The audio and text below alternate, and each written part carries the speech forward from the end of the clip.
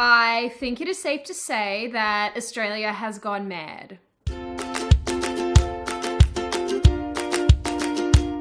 Hi, my name is Sydney. Welcome back to my channel. Now, this week, I thought I would take a break from bashing the dumb things that Australian politicians are doing.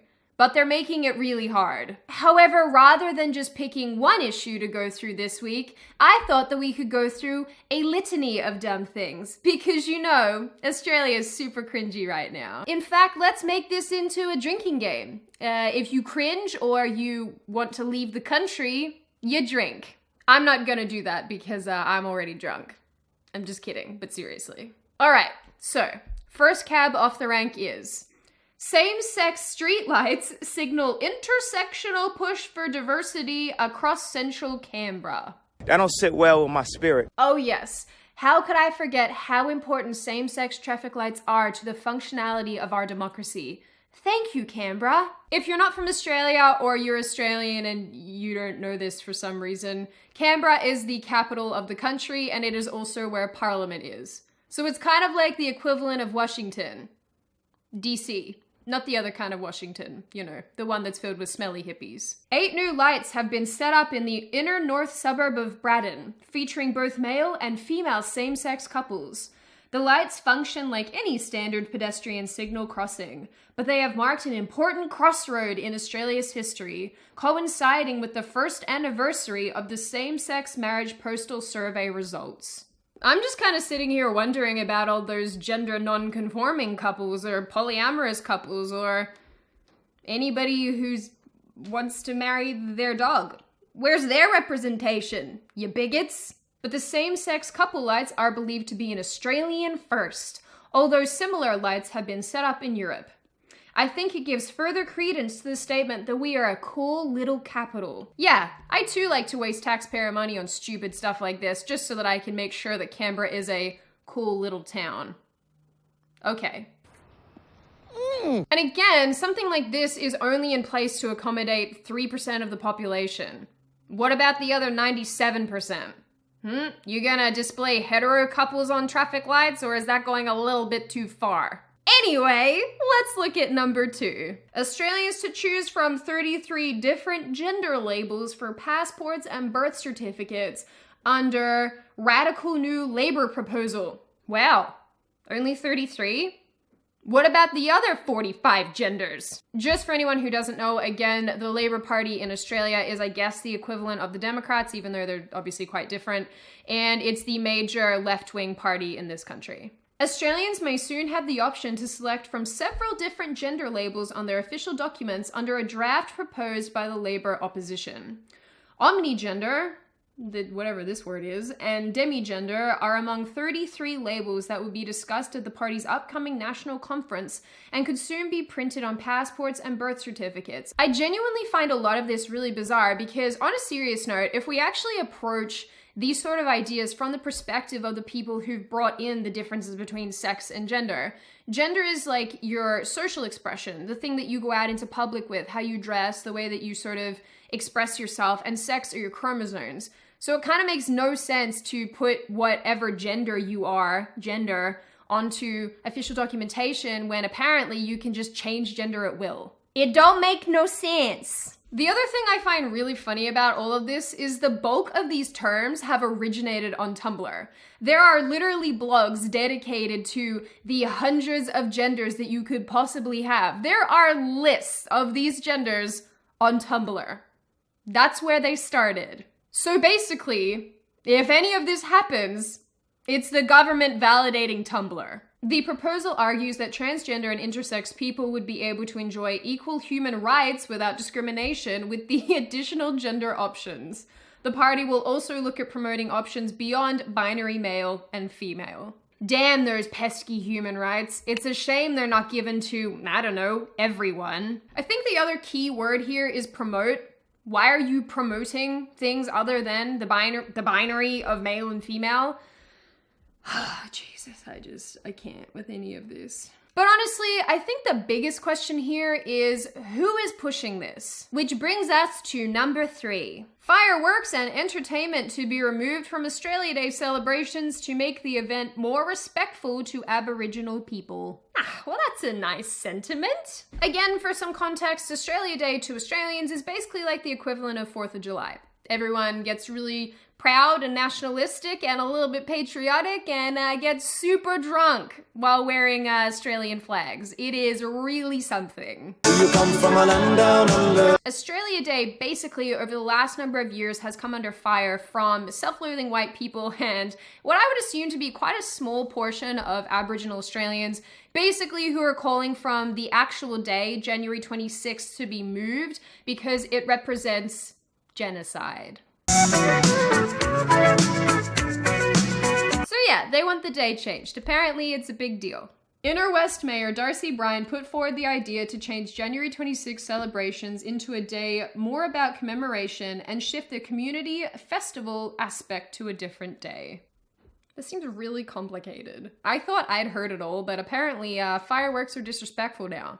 So now you all know. Now I went and looked at the census, and according to the census in New South Wales, there are just over 200,000 Aboriginal and Torres Strait Islanders in the state. But in Sydney, there's just over 2,000 Aboriginal and Torres Strait Islander people. Well, I guess that solves it. I guess we better start changing national holidays to accommodate less than 3,000 people. Get on your horse, fam! We have a holiday to ruin! For the First Nations peoples, January 26 represents the beginning of invasion, dispossession, disease, stolen children, and the deliberate elimination of language and culture. Just as like a side note, the Australian government did a lot of really not okay stuff to white people as well. So, there's just that. Just like an FYI. That's right. I don't really like it when white leftists, because let's be fair, that's the people who do this stuff. I don't like it when these people use the skin color of others or the ethnicity of others to make changes to things that they want. No. No, no, no. Anyway, moving right along to number 4. Birth certificate changes to broaden rights for trans, gender-neutral, intersex people in Northern Territory. At this point, I feel like the Northern Territory and Tasmania were in competition with each other. Like, who could get this legislation through the fastest? Parliament is set to broaden the rights for transgender and gender-neutral people. The laws, which are likely to be passed through Parliament next Thursday, will allow people to identify as non-binary on their birth certificate, acknowledge intersex on birth certificates, and allow transgender people to change the sex listed on their birth certificate without them having undergone any gender reassignment surgery. So I'm not going to rehash what I've already said about all of this in the last video that I made. So if you're interested in my opinions on changing sex on birth certificates and what have you, go check that out. I already said all of this before. But I guess to just sort of reiterate, I think that all of this is going to be super problematic down the line. The 2016 census counted 1,260 sex and or gender diverse people in Australia. Hey, well, I mean, like, that seems like enough people to constitute serious changes to our legislation. So there's a graph that I found from the ABS that basically determines the ages and the location of people who don't identify as male or female. And I'm assuming that these numbers correlate with that 1,200 people number. 0.4% of that number are from the Northern Territory. 0.4%. Actually, unsurprisingly, 33% of them are from my state, Victoria. That explains a lot.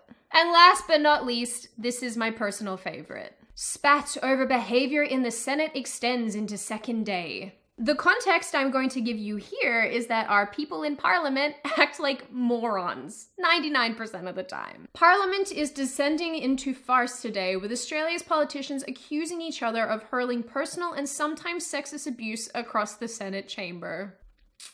Yeah, these people make decisions about where my money goes. That's something. I guess now it all kind of makes sense why we have all this wild legislation happening. I kind of get it now. Now, all of this actually started a couple days ago when Senator Barry O'Sullivan made some comments at a Green senator called Sarah Hanson-Young. I'm just going to throw into this as well that this same senator, Barry O'Sullivan, also a couple weeks ago said in Parliament that he now identifies as a woman because he wants people to stop abusing him over his position on abortion. Yeah, that really happened. Anyway, basically, these two senators just threw a bunch of shade at each other, as they do. She didn't turn up. There's a bit of Nick Xenophon in her, and I don't mean that to be a double reference, but there's a bit of Xenophon in her, Mr. O'Sullivan said. Nick Xenophon is another politician, and hey Barry, we all know what you meant.